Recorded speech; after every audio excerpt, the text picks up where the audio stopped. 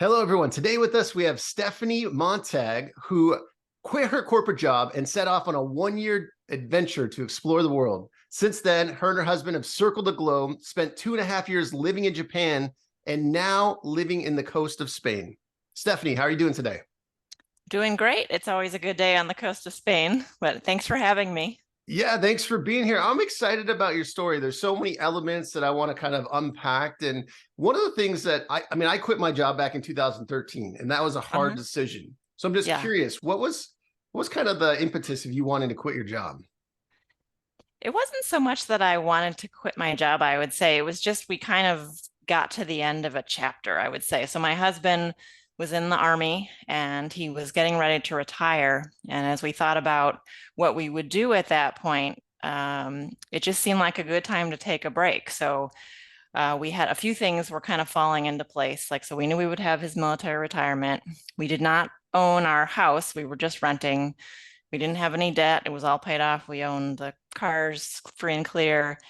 I was a little tired of my job and I had actually been looking elsewhere already, and I was ready for a change. And I had actually pursued some things and I got pretty far in the process, and things kind of fell through. So I guess you could say I took that as a sign, like maybe it's time to, maybe I'm meant to take a break right now. But I started looking into the idea of a gap year of some sort, and then kind of suggested the idea of taking off a year to travel, and it went from there. So it wasn't so much a decision to quit my job as to just take a break and regroup, take a gap year. Yeah, but I think a lot of people can relate to that, right? I mean, Yes. just I'd imagine your husband was working for 30 years in the military, the stress, responsibility, the things that come along with that, you working in your corporate job, and you're Hmm. just, you're kind of like you're ready for this next chapter, don't know what it looks like, but an Exactly. adventure sounds great, right? And I think people can be like, I would love to take a year off. And so what did that look like? So you quit your job and you're like, okay, we're gonna go travel. Where did you guys go? We we didn't have much of an agenda. I would say we knew roughly some places that we were going to visit for various reasons, but he kind of laid that out. He said the plan is not to have a plan, because we knew that traveling can be a little bit tiring, right? Like if you have everything booked and you're racing from one place to another and you always have a schedule to meet and you're staying in hotels. So we kind of said, no, we're just going to do slow travel, and we are going to have some general places in mind we want to see, but we're basically going to go places and stay until we feel like leaving. And so I would say we probably didn't hit as many different places as one might think over the course of that first year. But we started with a road trip in the United States, kind of took our time for that. We didn't really have a specific time frame for how long we would take, but it ended up being about 2 months. And then in the fall, we took a military flight. Actually, we can fly free on military flights. And we flew to Europe, and we stayed for pretty much maxed out the 90 days that you can be in Europe just without having any sort of residence visa. So, and we only were in Germany, France, and Spain that time. And we did just what we said. We picked a few places that we wanted to go, and we stayed until we both kind of looked at each other and said, yeah, it's time to move on. And then we chose the next place, and some places somewhat randomly from the map. So that was kind of the approach that we did for the whole year. Yeah, but that's exciting. Like, I think people listening to this would be like, it sounds crazy, right? In the sense of like, if you're working a 9 to 5 job and you're like, you get 2 weeks off a year, and like to be like, okay, but now you're in a place where you can do that. So you're like, Mm-hmm. why don't we do that, right? And so, Yeah. um, one of the things that I think you kind of mentioned when we were emailing back and forth was you kind of had realized that you guys financially were in a place where this could be possible. So Mm-hmm. walk us through that. Like, how did you come to that determination of like, okay, I can quit my job and we'll be okay? Sure. As we were thinking about what we would do when he retired, we kind of had the sense we were saving for something, but we just didn't know exactly what it was. And he and I were both, before we got married independently, we were both pretty financially conservative, I would say. So we'd always buy things cash, pay the credit card off at the end of the month, and so on. And so we'd saved a lot of money. We both had two good jobs. I have two stepsons, and They're grown mostly. And then one of them was in the Air Force, and the other one had use of my husband's education benefits. So his college was covered. So we had, we were in a good position. And that was, so I kind of felt that we didn't know what exactly we were saving for. I mean, maybe if we'd stuck around in DC, which is where we were I was there for 12 years before traveling, we probably would have bought a house and so on.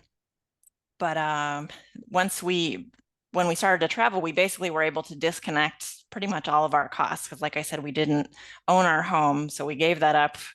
We were home free, I guess you could say. And then when we were traveling, and we fully intended to come back to the United States and get jobs and have a regular life again. We knew that that aspect of the plan was kind of the little bit, the unknown of how long that would take. But we figured if it was a rough landing, it would still be worth the adventure. But as we were traveling, we realized like, wow, we're spending a lot less money than we do in the States, even using like Airbnb or something like that. And as we started talking to people, this part was really eye-opening for me. Like in Western Europe, when I started to learn what their average salaries were, I realized they're substantially lower than in the United States. And so when we thought about my husband's retirement, and then also he gets VA disability income, which isn't tax-free, we were like, wow, we're doing as well or better than many of these mid-career professionals in Europe, and they managed to afford to live there. So that's kind of what got the wheels turning. And that was when we first started learning about the whole concept of FIRE, financial independence, retire early. We had never even heard of it before. We weren't necessarily pursuing it. It was just that when we learned about it, we thought, okay, well, maybe we are already financially independent, and my husband doesn't need to have a second career, and I can pursue my own thing. The biggest thing I wanted to do was be location independent, because we wanted to keep traveling, and I wanted to be able to work from anywhere. So keep in mind, this was pre-COVID, so it wasn't like every opportunity you can find can be remote. It was a little bit trickier. Oh, for sure. But I mean, the places that you've gone, like, the road trip, then you go to Germany and Spain, and you're in Europe. And, so at what point did you guys decide we're going to leave Europe and go to Japan? That was one part of the loose plan. So my husband is actually half Japanese, and he had his mom passed away a long time ago, but she had some siblings who are still alive in Japan. And that's a different podcast, I guess, but my husband found them in right the month or two before we took off to start traveling. And they said, we want to meet your wife for your mother, because I'd never met her myself. And so the plan was to travel to Japan. They suggested coming in cherry blossom season. So we went there in April. So we started our travels in the summer of 2015, and then we went there in April 2016. And that's when we met them. We were in Japan about 3 weeks that time, and they don't speak English. And they said, you need to learn Japanese. And my husband had been trying to learn a little bit, but it's pretty hard. He was just kind of using an app and some books. So at the end of our year, of what was supposed to be just our year of travel, we didn't know what we wanted to do next. We didn't know where we wanted to settle, or we just weren't ready to come back. And so he said he wanted to do some intensive Japanese study for 6 months in Japan. And so why not? And so that's how we ended up going to Japan. And then we kind of kept extending when we realized we liked it there. And because of his heritage, we were able to get residency, which allowed us to stay we ended up staying 2.5 years. Wow. So I'm assuming, did you learn Japanese as well then, or? I can, the pleasantries, restaurants, and things like that. I wasn't really focused on it because I was doing other things. That was his main focus. And also because Japanese is a very difficult language. It's not one of those that you just sort of pick up if you're not really studying. And because I didn't know at the time how long we were going to stay there, like I kept thinking, oh, we're only staying 6 months and so on. I guess I didn't really focus on it. But we were just there again earlier this year, and I realized that I do remember quite a bit. I did manage to pick up a lot here and there. Yeah. Well, it's amazing though. I mean, because over 2.5 years, you're able to probably figure out like, where's the restroom, and Yeah. how do I get here or there. Yeah. And you guys got to experience, with his mom's siblings. How did that reunion go, or that kind of meeting go? Was that great It- or yeah, interesting? it was fantastic. It was really moving. I mean, his mom was one of 11 children, and there's only two sisters left. And they're both in their 70s, and they look quite a bit like her. And he says that one sounds just like her. So I really did feel like I was meeting them. Wow. That's the closest I can come to meeting his mom, and that it was really meaningful. Yeah, that's incredible. So, all right, you're like 2.5 years, Japan. Let's go to Spain. Like that seems Yes. kind of like on the other side of the globe. What Yes. kind of brought that to be? Well, when we went to Europe, that first trip, that was my first time visiting Spain, and I was kind of blown away by how inexpensive it was. So, like I said, there's a lot of places in Western Europe that are inexpensive, but Spain was really cheap, and it's kind of like San Diego climate in certain places anyway. And San Diego was the place that we kind of had in mind that we might move back to in the United States. But then we kind of figured, oh, well, we could have some San Diego climate lifestyle at a fraction of the price. And so I just really wanted to check it out and see what it was like to live in Spain. And so that was a little bit my impetus and we were at that point so sort of ready to leave Japan, and we just wanted to give Spain a try. And so we actually live in a town which is there's a Spanish naval base here, and the US Navy shares the base, and so we are able to use some of the base facilities and also fly in and out on military flights, which is pretty convenient. That's incredible. We should definitely dive into that because I think people listening, I think the military background and kind of the way that you guys understand what benefits are available to you and how to utilize those are super helpful for some people, obviously, that might be listening in the military or even Mm-hmm. maybe considering joining the military. So what does that look like? Once you retire, are you able to just fly anytime, anywhere? What does that look like? It's Yes, I would say once you retire, that is the case. There's a process to it, and I have quite a lot of information on my website, and it works quite a bit differently than a commercial flight. So most missions you only know the schedule for where flights are going 72 hours in advance at most, and then you won't know if they even have seats available for space A, as we say, travelers, until within 72 hours or maybe even like the same day. So it's and the missions are going, generally speaking, from one US military base to another. You can't just, say I'd like to go from Phoenix to Miami or something like that. You're going from Andrews Air Force Base to Ramstein Air Base, for example. But no, it's a fantastic privilege that we've been able to use, and we, for the most part, we'll use it. Okay, we need to get from the United States to Europe, and then we'll use Ryanair from there, for example, if we can't take another military flight. But I mean, I think and that was a big piece when we were traveling. I think we've saved probably $25,000 on flights by now. I mean, it's been a lot. Yeah, that's So incredible. One yeah. one of the things you touched on earlier that also came to mind was the cost of living in Spain. Can you give us an Mhm. idea of like when you say it's a fraction of the cost, like what do people make typically in Spain, and then Mhm. like what does it cost to either rent or own a home on a monthly basis? So around here, the monthly income is like under $1,500 a month. Wow. So that's the town we live in. I would say the rental prices are a little bit inflated, at least for Americans, because of the base.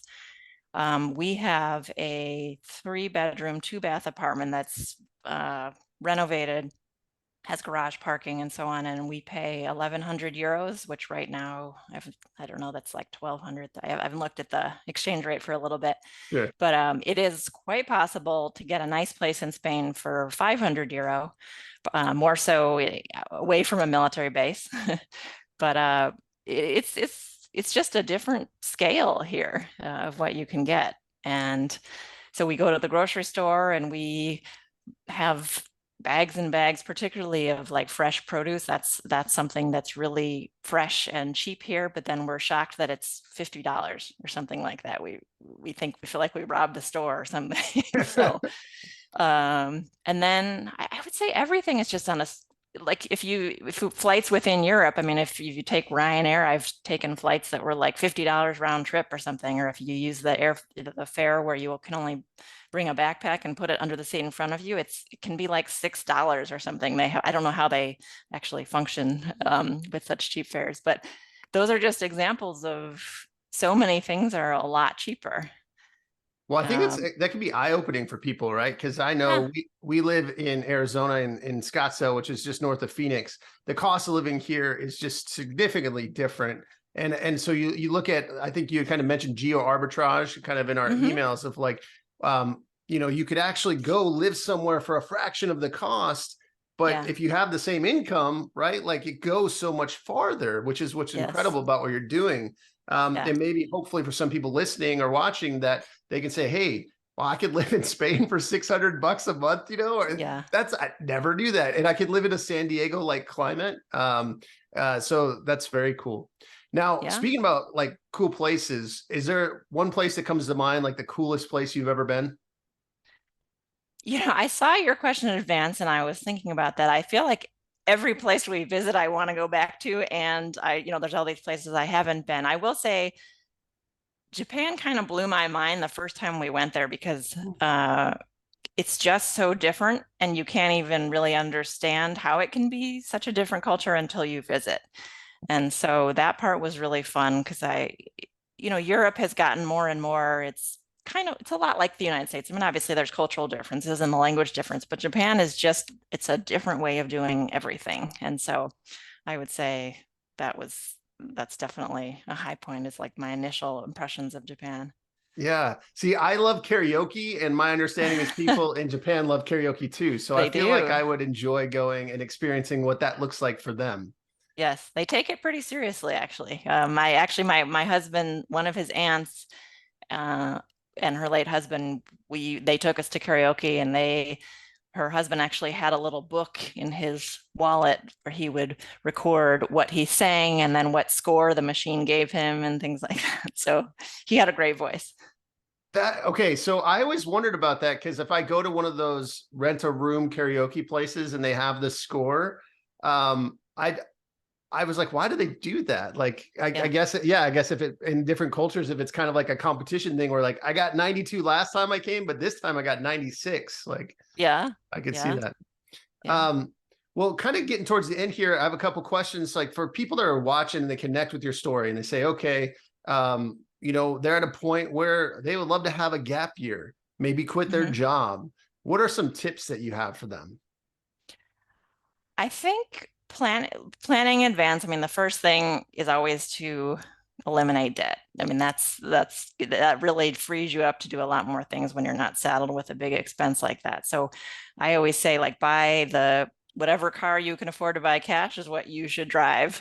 And if it's a, you know, $4,000 or $5,000 beater, then that's what it makes sense. But we also downsized a year before we started traveling. We saved about $1,000 a month. Of course, the DC is the price of rent is such that you can actually save $1,000 by moving. It's high enough that there's room to do that. But and we just like figured out ways to cut costs to just save money. So we were, I would say, early adapters in terms of cutting the cord on cable. So where we just use Wi-Fi and cut out that expense. And I think that when you have a goal like that too, especially if you are a family that has disposable income, like we had two good salaries, and I would say that we had enough to kind of do what we wanted. We could go out to eat when we wanted. If we wanted to buy something, we could. But because we didn't have a goal, in retrospect, if I think about like if we'd been aiming to accumulate more wealth, for example, I could have saved much more without a lot of sacrifice. So, we could have eaten in more often, or I could have not bought something on a whim and so on. I think it's the little things where you just keep more track of your spending if you have the goal, and then you can quickly realize that you're saving a lot more money without massive sacrifice. It's just taking time to think twice about what you're spending on. Yeah, I love that. Now, what about people that are like, okay, not only do I want to, I'm going to pay off the debt and I'm going to, live way below my means so that I have the extra. but they're like, I want to travel the world, and the world can be expensive. And let's say they're not in the military. Yeah. Like what kind of tips would you have for people that are like wanting to plan like that gap year to Mhm. travel? The biggest tip for us to save money, because we do not always, I mean, we take those military flights when they make sense, but they don't always, and or they often don't actually. But the biggest thing is is travel slow. And by that I mean, just don't plan everything out. Don't try to map out flights for a year or anything like that. I think the way we did it worked well. So just go somewhere, maintain your flexibility so that you can, whatever flight comes up, even if it has 3 stopovers or it's not to the exact place you want to go, you can just take it because it's cheap and then find local transportation to get where you want to go. And then stay until you feel like leaving and then see where you can go to the next place cheaply. So I think flexibility and then buying last minute tickets is actually the way to go more so than advance purchase. I mean, we never buy any travel advance because then you also risk somehow losing that money if something happens and you're not able to make it. Plus, you miss out on opportunities. So maybe you really love a place that you've gotten to, and then, but oh, unfortunately, we have to leave because we booked this flight to our next destination. But if you just leave it open, then you can stay until you feel like leaving. Or if you meet some people who say, hey, we have a sailboat off Croatia or something like that, and they invite you to join them, you can. Wow. I think some people are like, they're probably inspired right now. They're like, I want to at least explore this opportunity. What's something that Yeah. you're excited about in the near future? I'm actually excited. So we've been having a very busy several months. We just got back from the States. We did a Thanksgiving visit. So for the moment, we're a little bit excited just to get back into our routine here. But then probably later this month or next month, we're planning to go to Valencia in Spain. And Greece has been on our very short list for a long time. So we want to make our way there. So that's my favorite thing about living in Spain is actually the easy travel opportunities within Europe. So we can go for 4 days if we want to, and not without a lot of expense, and then come back to a home base here. And Wow, it's that's just so really cool. easy. And then if they really connect with your journey and they want to stay in touch with you, what's the best way for them to do that? Sure. My website is poppinsmoke.com. That's poppinsmoke.com. And also, I'm very active on Facebook, and the username is Pop and Smoke Site. So it should come up with those general search on that. But yeah, I share a lot of information, not just for military travelers, but also on some of our other things like how we do slow travel, how we choose a good short-term apartment rental, those kinds of things. A lot of tips that will be useful for civilians as well. That's awesome. Well, Stephanie, it's been so great having you on the show, sharing all your wisdom. Thank you so much. All right. Thanks, Deacon. Thanks for having me.